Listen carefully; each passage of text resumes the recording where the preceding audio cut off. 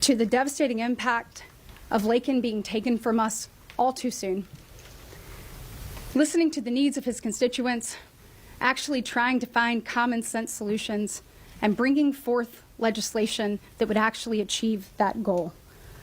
If every member of the House and the Senate actually was responsive to the needs of the people they serve in the way that Mike has been, this would certainly be a better place. Thank you, Mike, for your leadership.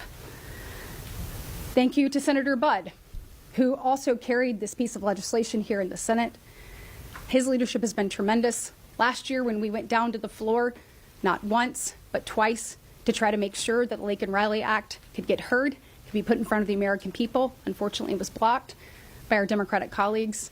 And if you remember, in the 118th Congress, under Democratic control, the Senate Judiciary Committee did not mark up one single bill related to immigration. That's at a point where we have a wide open border, when we know over 10 million people have come here illegally, when we know that there are over 2 million known gotaways, where we don't know who they are, where they're going, or what their intentions are. In the midst of all of that, they did nothing. But today, because of the leadership of Senator John Thune, Leader Thune, we had an opportunity to change that. So Leader Thune, thank you for doing this. Thank you for putting this on the floor. I also want to thank Senator John Fetterman. John Fetterman stepped up along with all 52 Republicans that co-sponsored this legislation right out of the gate upon entry and put his name on this as well. Common sense solutions to keep Americans safe is what he prioritized and was willing to have the courage to speak up when no one else in his party was. This is a first step in making the American people's voices heard. Now listen, over the next couple of days, you'll see special interest groups try to kill this bill. If you are listening, if you are watching, call your senator today. Make sure they know how important this is. Make sure you know that this is the kind of work you want to see happen. You want to see people coming together and advancing common sense solutions to keep Americans safe and secure. So I say, let's get this done for Laken. Let's get this done so no family has to deal with the unimaginable that her family has been through. And let's make a difference, and let's put Americans first. Thank you. Leader Thune. I want to thank Senators Britt and Budd for leading this important bipartisan effort that every single Senate Republican supports, and we picked up a few Democrats as well. And I also want to thank Congressman Collins for his leadership in getting this through the House of Representatives with a big bipartisan vote. I discovered I had the privilege of serving with his dad many years ago, a big admirer of his, and so thank you for your leadership. This is something that needs to be addressed. Laken Riley's horrific murder should have never happened. She should still be with us today, and if she was, as Senator Britt pointed out, she'd be turning 23 tomorrow. The individual responsible was arrested not once but twice, but was released by authorities in New York before an ICE detention order could be issued. This legislation is designed to make sure that that never happens again. The Act is also designed to hold federal law enforcement officials accountable if they fail to detain criminals as the law requires, which is a troubling trend that we see across the country today. Now, as it goes to the process, I'm actually very pleased to see that we've got a number of our Democrat colleagues who have changed their tune on this and have allowed us to debate the bill. And quite frankly, I would say that's overdue. We should have passed this last year to ensure that this kind of tragedy never happens again. So allowing us to debate the bill is the bare minimum. But 60 votes on the front end, which is what we saw today, doesn't necessarily guarantee that they will provide the necessary votes on the back end. As the Senate considers this bill, we're going to get a sense early on whether Democrats are serious about working with us to prevent tragedies like this, or if they simply want to play politics with the issue. And let me just say, this is not a comprehensive immigration bill. This isn't even a border bill. It's not comprehensive in either sense. If senators have good faith ideas about how to improve the bill, great. But we are in the lawmaking business here, and we are not going to entertain political showmanship and unrelated efforts that stand in the way of preventing tragedies like this from happening again in the future. So again, thanks to Senator Britt for and her great leadership on this, and for Senator Budd and the work that they've done to ensure that this gets considered in the Senate, and I hope ultimately it gets passed, and that we do what we should have done a long time ago to prevent tragedies like this from happening.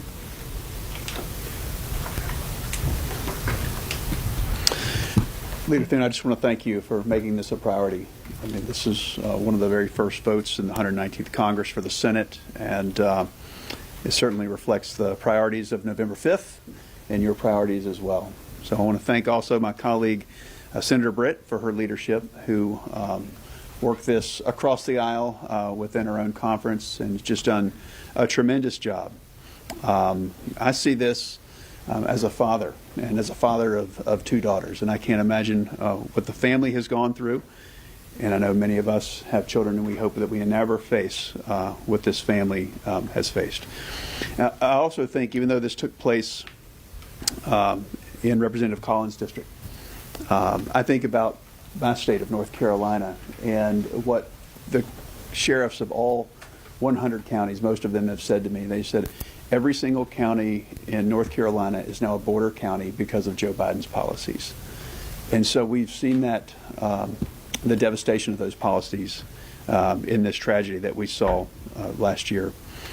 And policies, they have tragic consequences. Laken Riley was a wonderful nursing student with a bright future, and she was murdered by an illegal alien from Venezuela.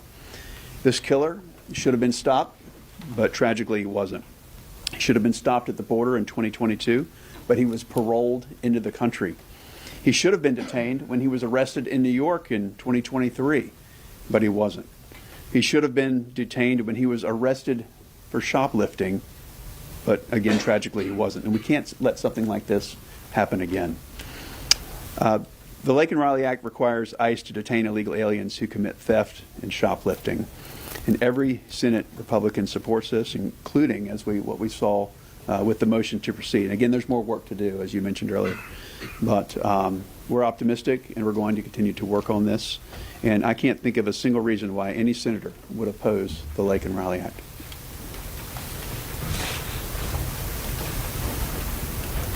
Well, thank you to Katie, thank you to Ted for your fortitude, your determination, your resolve in making sure that this bill got to the floor, and then your work in making sure we had bipartisan support on this.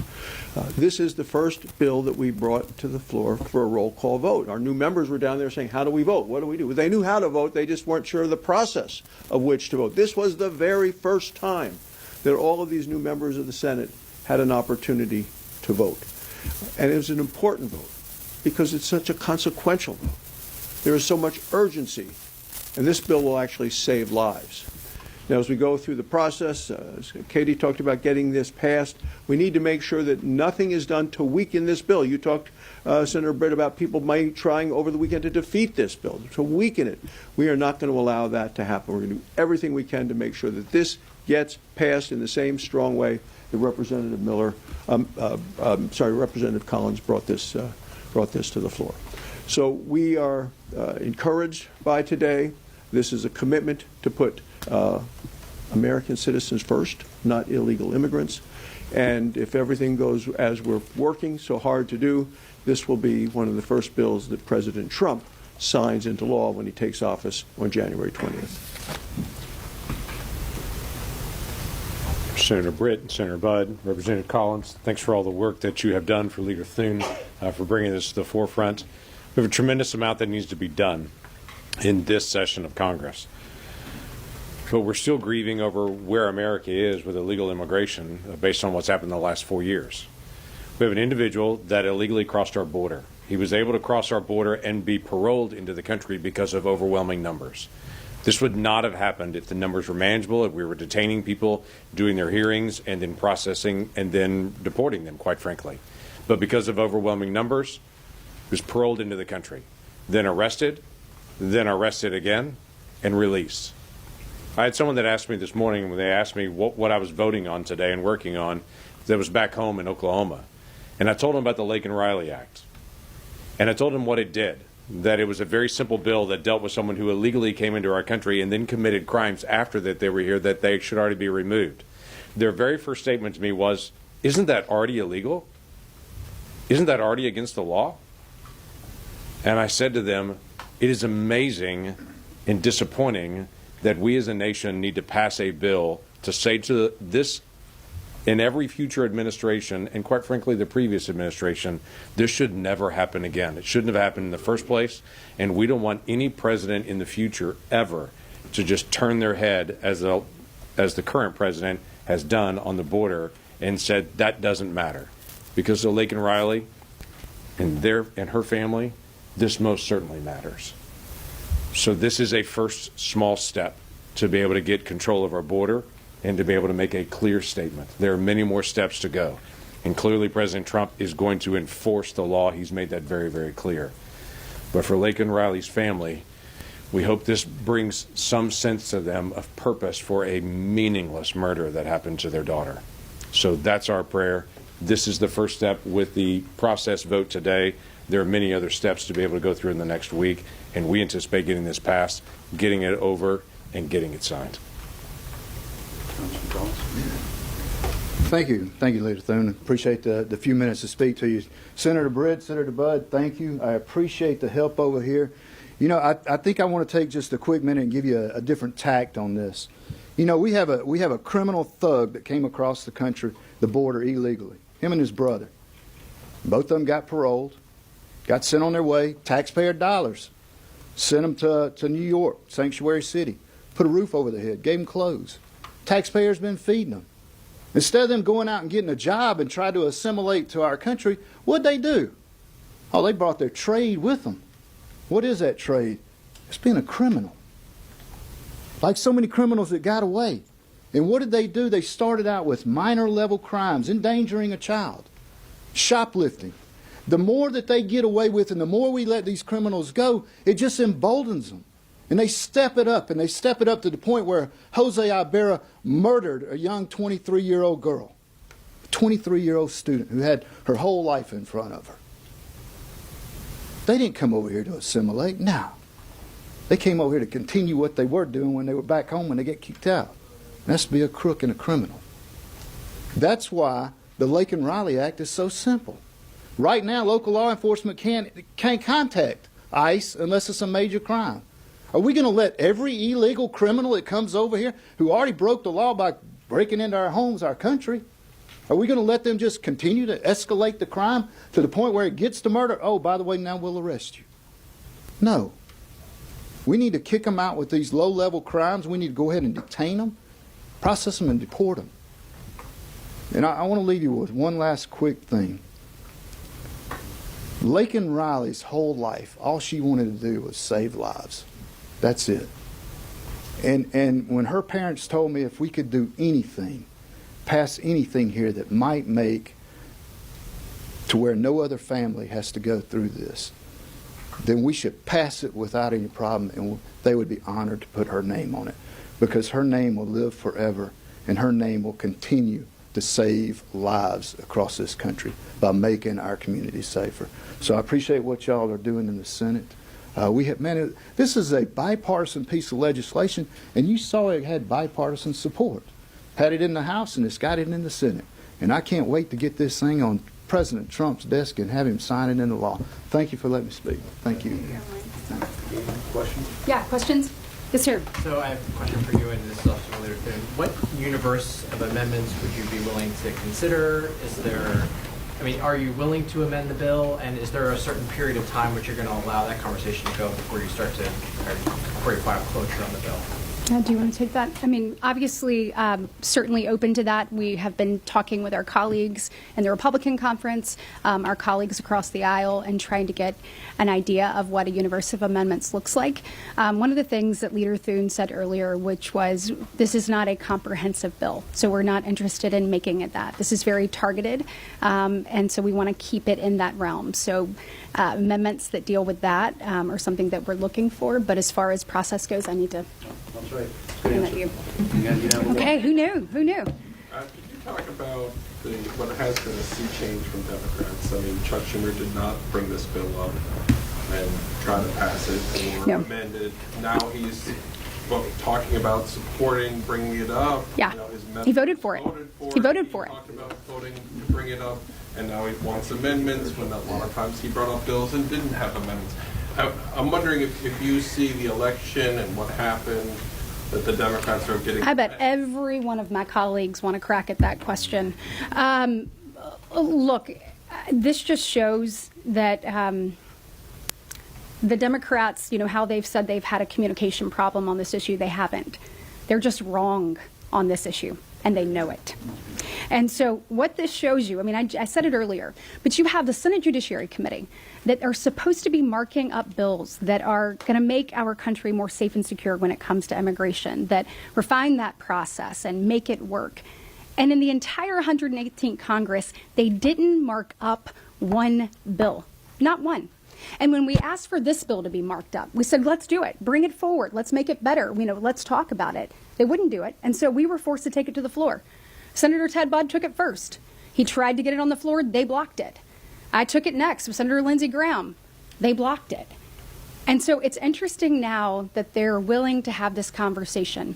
I certainly welcome it because the American people deserve it. But the truth is, we wouldn't be in this posture if it weren't for the Biden-Harris administration and their open border policies. In the first 100 days that Biden came into office, he did 97 executive orders undoing the work that President Trump had done. They continued to turn a blind eye. You heard Senator Langford say it about abuse of parole, the Presidential Parole Authority. There have been numbers put forth in the Judiciary Committee, actually by Senator Lindsey Graham, saying that both President Obama and President Trump use the Presidential Parole Authority on average about 5,600 times a year.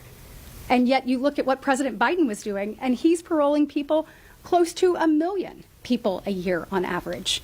It is completely and totally being misused, and Democrats know it.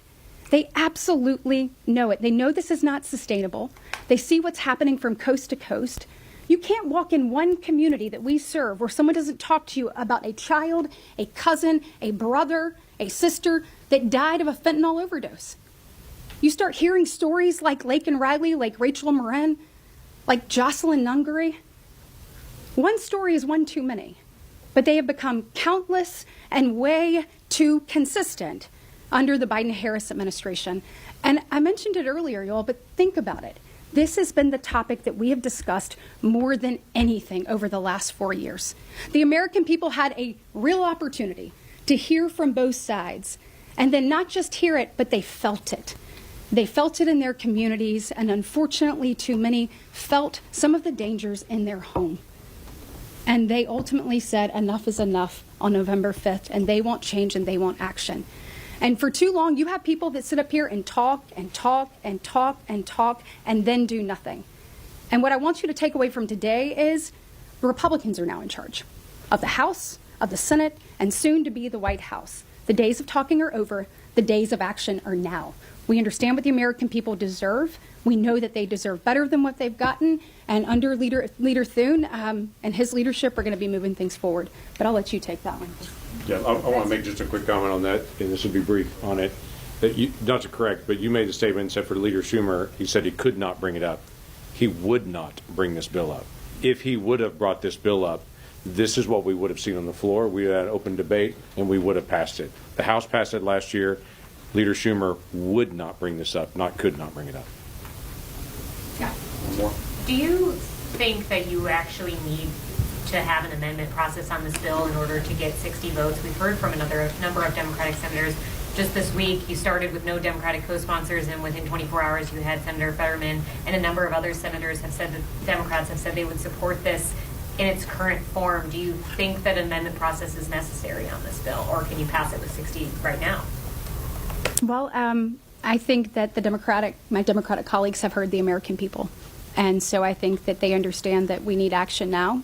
And so it would be my thought that we could likely pass this right now. If people keep their word and people are true to their constituencies and they actually put the needs of them first, it would be my hope that we could pass it right now. We're always up for improving and taking a look at it. And so that's what we'll be doing and making those assessments moving forward. Last question.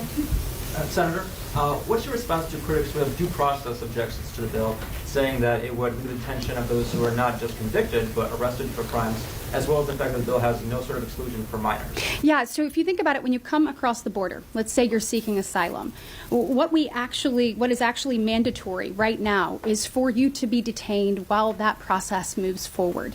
So this does not take away any due process. So if you have an immigration claim or if you have a claim in criminal court, you have an opportunity to see those claims through. This does not halt either one of those processes, so you would be able to continue both of those. I know that there's been some misinformation about that out there. And then always Section 236 of the INA allows for you to challenge something that you believe is a wrongful detention. So there are things in place for that, but no due process is taken away from the processes that exist What before. about minors, though? Is there exclusion for minors?